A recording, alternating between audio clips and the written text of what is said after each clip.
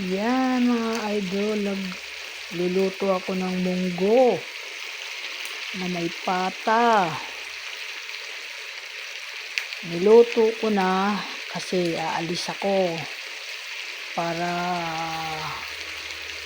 pagkain ng mga apo ko, may pagkain na sila. Yan. Punta kasi ako sa anak ko. Nangyayari. Kaya yan, nagluluto na ako ng pata na may munggo.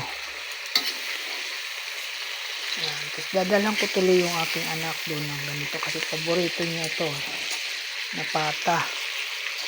Yan. Good morning sa lahat. For today's video ko po, ako po ay maaga nagising.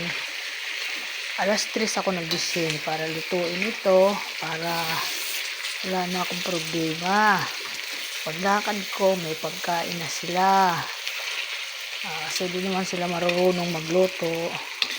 Lilit pa yun mga apo ko, iwanan ko muna sandali para pumunta dun sa nanay nila at ihatid yung maglilinis sa bahay nila. Ayan. Good morning po. Good morning everyone. Ayan. Maaga talaga ako pag mayroon akong lakad, maaga talaga ako na napunta sa baba para magluto. Kaya yan yung niluluto ko, pata.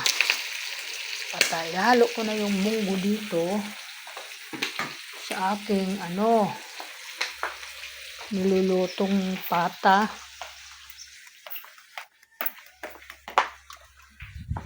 Nahirapan ako, baka matapunan ako ng sakalan. Kaya patod ko muna yung cellphone ko. Ayan.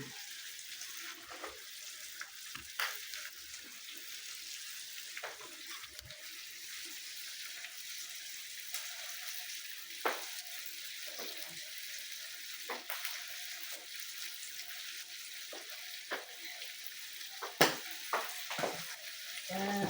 Ilalagay ko na yung munggo. Ito. Lagay ko na yung munggo.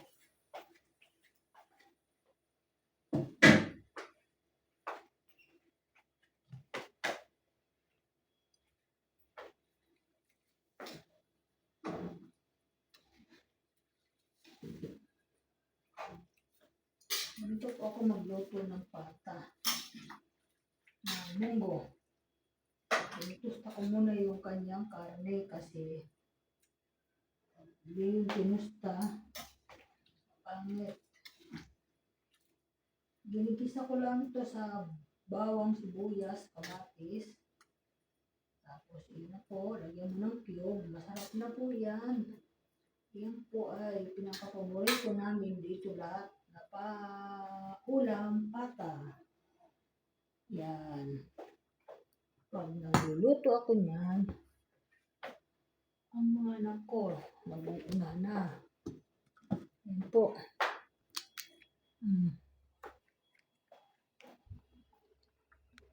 Yan na po yung pata. Nilagay ko na. Okay, thank you. Bye-bye. Good morning mga idol. Palapit ng palapit. Happy New Year. Palapit ng palapit ng New Year natin. Yan, yan na. Napakasarap na pata na may munggo. Yan, mas marami pa yung pata sa munggo eh. Ganun po ako magluto mga idol. Tapos tatakpan ko na po siya para po siya ay maglasa talaga siya. Hinaan ko. Yan, hininaan ko yan habang pinapalasa ko siya doon sa Thank you, bye-bye sa inyo mga idol. Thank you po.